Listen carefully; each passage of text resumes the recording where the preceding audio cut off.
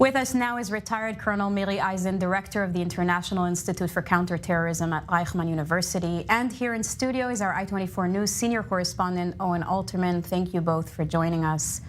Miri, the IDF resumed operations in Gaza with Hamas, and we're hearing for a while now that one of the main goals of this war is to destroy Hamas. How feasible is it that Israel will actually dismantle and remove Hamas at the end of this? There's no question whatsoever that that is a main goal. And the question is what that means. And let's be specific about it. Israel has been operating in a ground operation in the northern Gaza Strip for over 3.5 weeks. And there was the pause during the humanitarian pause, which was to get and release the hostages and to be sure that the humanitarian situation of the civilians in the Gaza Strip is at a level, again, within a war, to be sure that they're taken care of to a certain degree. What the Israeli Defense Forces has done in the northern Gaza Strip, that dismantling, as we call that, is destroying the capabilities of the Hamas fighters in their structure and the weapons. That means that they systematically go and destroy the shafts into the underground tunnels, that they find the different positions that were prepared in advance, where you have anti-tank missiles, different type of suicide drones, the different positions both above ground and below ground. We all know at this stage along the way quite clearly that these positions were built not just below ground in that underground subterranean arena, but above ground in apartment buildings, in schools, in mosques, under hospitals, in the yards. And that means that the continuation of destroying is that you have to go to the buildings, you have to get to the different positions. You do a combination with infantry troops, together with the tanks, together with the artillery, together with the Air Force. It isn't a single mode. And that is destruction. I think that everybody thinks, it's like there's one terrorist, we'll target that terrorist, and it's all done. This is a nasty, harsh war that Hamas imposed on Israel and imposed this urban warfare because they built all of their structures inside the urban arena and underneath them. So it's systematic, it's slow, it is effective in a slow way. Obviously, this was deliberately done. Owen, what do you think? How realistic is it? Well, listen, first of all, it has to be noted, Benjamin Netanyahu went to the podium last night and reiterated this, and we heard it the soundbite at the top of the hour, right? Reiterated this as an explicit Israeli war goal.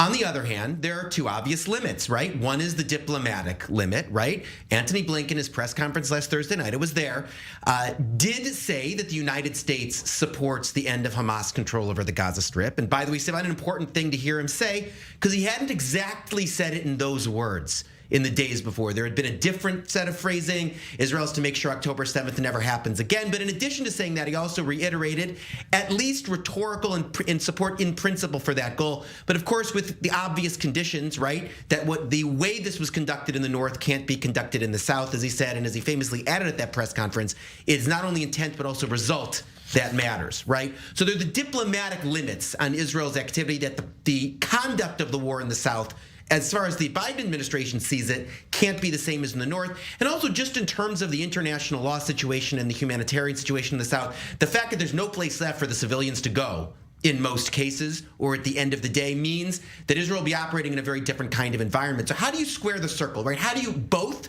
achieve that first goal and also achieve the other goals, right, of satisfying your allies and of taking care of civilians? It seems to me that the way the square is circled is with a war that looks less like, at least over the medium to long term, the intense campaign in the North, and more like, for example, the way Israel fought the Second Intifada, right? More of an emphasis on raids, on more pinpoint military operations, even on the ground, less aerial bombing, it seems to me, and a war like that could, in principle, achieve the first goal while also satisfying the second. Emmanuel Macron said over the last couple of days at the COP conference, destroying Hamas means that the war will take 10 years. And he meant it as a way of delegitimizing the war. But I think the answer for Emmanuel Macron is, yes, the war will take 10 years.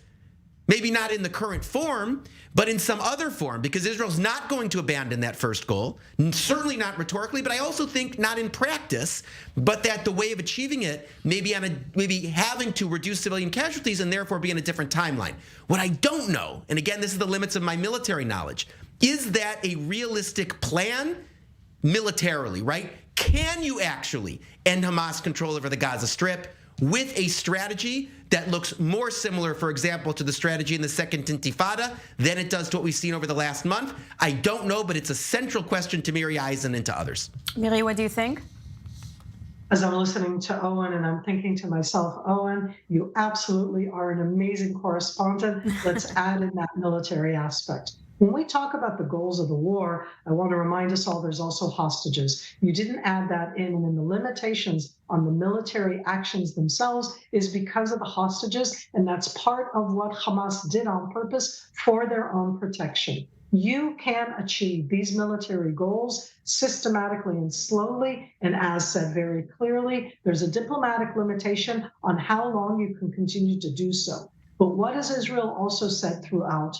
That we are targeting specifically the top officials, the top terrorists that planned this attack, that see this as the way to achieve their goals, the Hamas goals, like Yahya Sinwar, like Mohammed Def, like Marwan Issa. These are three figures that are very, very known and clear. And at the end, in my own understanding, they're going to be now in the southern Gaza Strip, in that area that we have not yet gone into, but that was heavily attacked from the air over the last 2 days. So yes, you can continue in that military pressure. You can destroy the Hamas battalions, their capabilities, and this does have a direct impact on their capability to control the Gaza Strip. They already do not control portions that we're in. They're trying to show that they control. That doesn't mean that they do. There's a lot that has to do here with how they show things as opposed to what they can do.